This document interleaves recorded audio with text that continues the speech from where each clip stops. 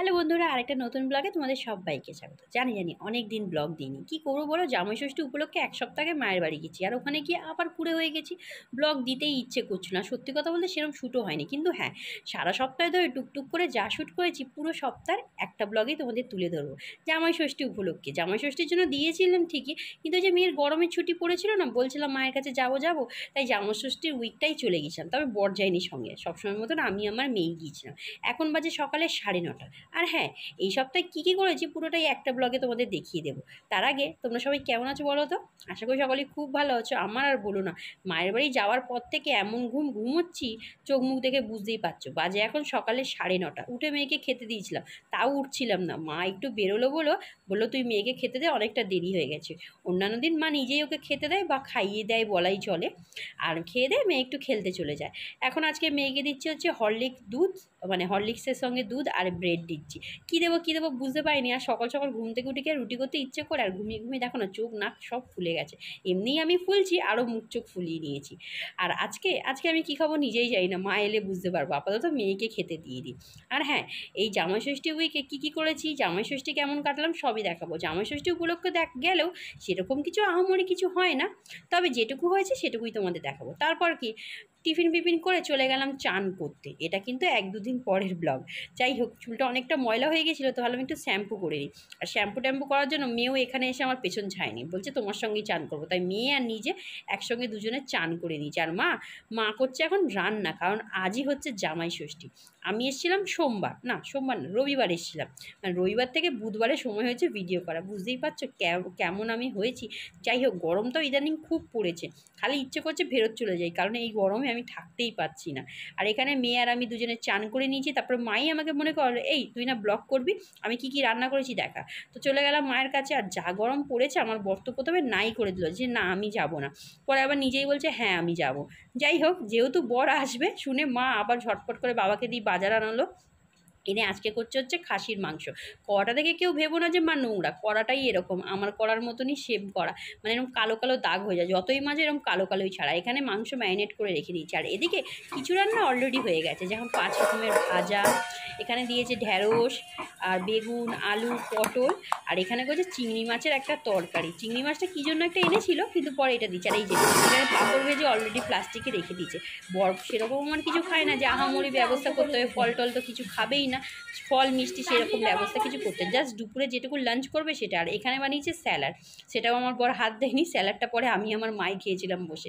যাই হোক, মা বলে ভিডিও কর। আর এই যে এইটা বানিয়েছিল মেয়ের জন্য স্পেশাল ঝোল, কারণ আমাদের ঝোলটা তো আর খেতে পায় না। আর বানিয়েছিল আজকে রাইসটা দেখে আমার যা ভালো লাগছিলো, যা টেস্টি হয়েছিল না, কি আর বলবো। সত্যি কথা বলতে আজ অনেক দিন পর মায়ের রান্না সেই টেস্টি হয়েছে। সত্যি কথা, অনেক দিন মায়ের হাতে খেয়েছি কিন্তু ভালো লাগতো না, কিন্তু আজকের রান্নাটা ব্যাপক হয়েছে। জামাইকে খাওয়াবে না, মেয়েকে খাওয়ানোর বেলায় হাতের রান্নার টেস্ট হয় না। যাই হোক, মাংস মানে মাটনটা দেখে কেমন লাগছে, চোখে মানে জিভে জল আসছে, তো চোখে জল তো আসবে না, জিভেই জল আসবে। যাই হোক, মাঝে ভুলভাল বকি।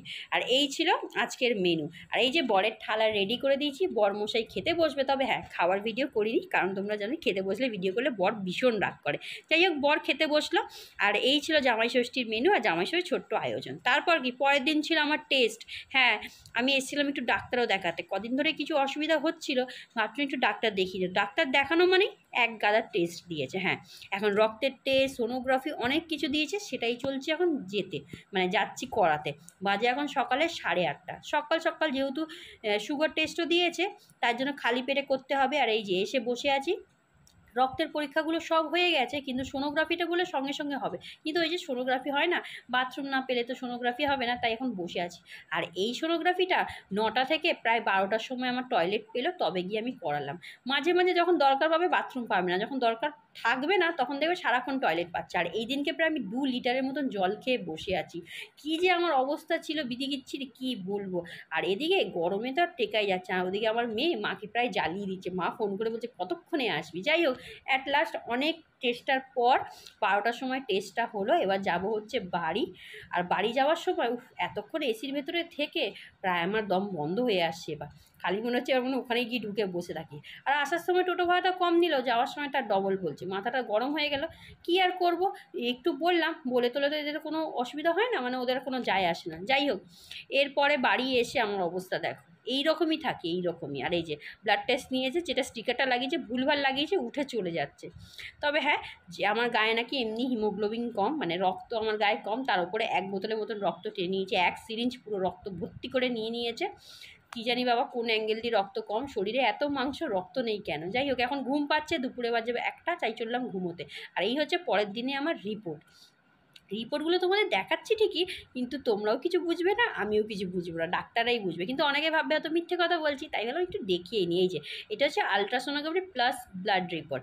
ব্লাডের মানে কী যে বলবো, কত রকমের ব্লাড টেস্টের করেছে, কী আর বলবো। তবে হ্যাঁ, একটা জিনিস ভালো হয়েছে, অনেক দিন দিয়েই ভাবছিলাম থাইরয়েড টেস্ট করাবো, থাইরয়েডটা বেড়েছে কি না সেটাও টেস্ট করে নিলাম। এই যে এখানে আমার রক্তে অবশ্যই অবশ্যম্ভাবী সব সময় আমার রক্ত কম, মানে রক্ত যে তৈরি হয় সেটা খুব কম তৈরি হচ্ছে।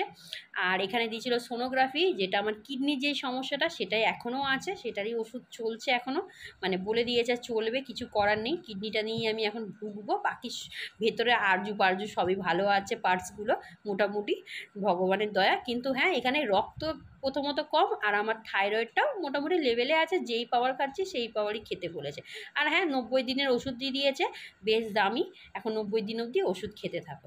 যাই হোক, রিপোর্টটা করে আমার একটা শান্তি হলো যে কিডনিটা মোটামুটি, মানে ডাক্তার আগেই বলে দিয়েছিল তোমাকে সারা জীবন এটা নিয়ে একটু ভুগতেই হবে। আবার টেস্ট করালাম যে বাজে অবস্থায় তো যায়নি, কারণ কিডনি একটা খুব গুরুত্বপূর্ণ অঙ্গ। আর এই হচ্ছে আমার সোনোগ্রাফি। যে ডাক্তারকে রিপোর্ট দেখানোর পর মোটামুটি সব ভালো বললো, কিডনিটা নিয়ে একটু ভোগাবে আমাকে, আমি বুঝতেই পেরেছি, কিন্তু কিছু করার নেই। 90 দিনে ওষুধ দিয়েছে, এবার খাবো। আর হ্যাঁ, তোমাদেরকে একটাই পরামর্শ, তোমরা রেগুলার বেশি করে জল খাও, যা গরম পড়েছে, নাহলে আমার মতন অবস্থা হবে।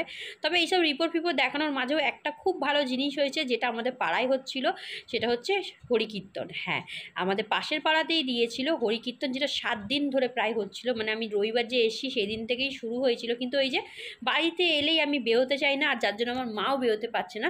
তাই কীর্তনের শেষের দিন আমার মা বললো, না চল, তোকে ছাড়া আমি যাব না। কিন্তু সত্যি কথা বলতে এখানে এসে মনটা এতটা ভালো হয়ে গেল, কি বলবো। মানে লোকে গানে নাচে, কিন্তু এই যে কীর্তনে যে লোকে নাচে না, তোমার এমনি মনে হবে দুহাত তুলে নাচে। মানে দেখো, কিছু কিছু জন তুলছে, কিন্তু কিছুক্ষণ পর এরা এমন কীর্তনে মাতিয়েছে, মানে কৃষ্ণ ঠাকুরে এমন নাম করেছে, লোকে দুহাত তুলে পুরো নেচেছে।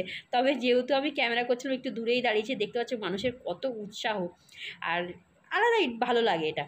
যাই হোক, তোমরা কারা কারা হরিকীর্তনে গেছো কমেন্ট করে অবশ্যই জানিও। আমি এই প্রথমবার এরকম দেখেছি, আর খুব ছোটোবেলায় মামার বাড়িতে এরকম দেখেছিলাম। মা যেতে যেতে শুধু মামার বাড়ির কথা বলছিল যে আমাদের বাড়িতে আরও ভালো করে হয়। আর এটা প্রায় 7 দিন ধরে হয়েছিল। তো আসার সময় দেখলাম হঠাৎ করে বাতাসা লুট দিচ্ছে, আর আমার মা সেই ছোটোবেলার মতন চলে গেল বাতাসা লুটতে। আর মা যাবে আর আমি যাব না? ক্যামেরা করতে করতে আমি প্রচুর বাতাসা করেছি, তবে ভিড়ের মধ্যে নয়, কারণ ভিড়ের মধ্যে তার গায়ে পড়ে যাচ্ছিলো। তবে হ্যাঁ, এমন কোনো এজের লোক ছিল না যে বাতাসা কুড়োচ্ছিল না, সবাই ছোটো থেকে বড়, বয়স্ক, বুড়ি সবাই কুড়োচ্ছিল। আর আমিও অনেক বাতাসা কুড়িয়েছি, সঙ্গে আমার মেয়েও। যাই হোক, এখানে ছোটো মেলার মতোও বসেছিল, তো বাতাসা কুড়িয়ে বাড়ি ফিরতে ফিরতে প্রায় 10:30 রাত্রির বেজে গেছিলো। আর পরের দিনই ছিল আমাদের অন্নকূট, মানে এখানে অন্নকূট, মা বললো আসবি, এখানে খুব ভালোভাবে খাওয়ায়। আর এই দেখো, ক্যামেরা করতে করতে একটা বাতাসা যেই আমার কাছে এসেছে, আমি ক্যামেরা অন করেই বাতাসা তুলতে লেগে গেছে, বুঝতে পারছো, সবাই বাতাসা কুড়োচ্ছে। আর আমি মাকে বললাম পরের বছর আমিও দেবো। কিন্তু এই দিন গিয়েছিলাম ঠাকুরের ভিডিও করতে, কিন্তু প্রচুর ভিড় হওয়ার জন্য ঠাকুরের ভিডিও করিনি। কিন্তু পরের দিন যখন অন্নকূটে গেলাম, তখন সুন্দর করে ঠাকুরকে তোলার চেষ্টা করেছি। কিন্তু সত্যি কথা বলতে না, লাইটের জন্য তোমরা মুখটা বুঝতে পারো না, কিন্তু রাধাকৃষ্ণের মুখটা এতটা মিষ্টি ছিল না, দেখে তোমার মন শান্তি হয়ে যাবে।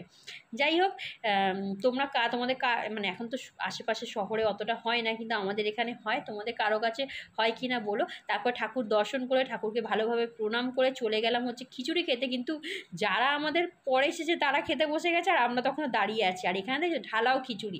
এবার মাটিতে বসে দেখে অনেকেই নাক সেটকাবে যে মাটিতে বসে খাচ্ছে, কিন্তু বিশেষ করে ঠাকুরের ভোগ নিয়ে কিছু হয় না। এখানে বড়লোক থেকে গরিব সবাই কিন্তু বসেছে, আর এদের পরিবেশনটাও খুব ভালো ছিল। ছোটো যে বড় জায়গা বলে সবাইকে মানে বসিয়ে খুব ভালোভাবে খাইয়েছে। আমি প্রথমবার কোথাও অন্নকূট দেখলাম যে মানুষ এত ভালোভাবে খাইয়েছে। আর সত্যি কথা বলতে 2 থেকে 3 বার এসে লোকেরা জিজ্ঞেস করছে, কিছু লাগবে দিদি, কিছু লাগবে দিদি।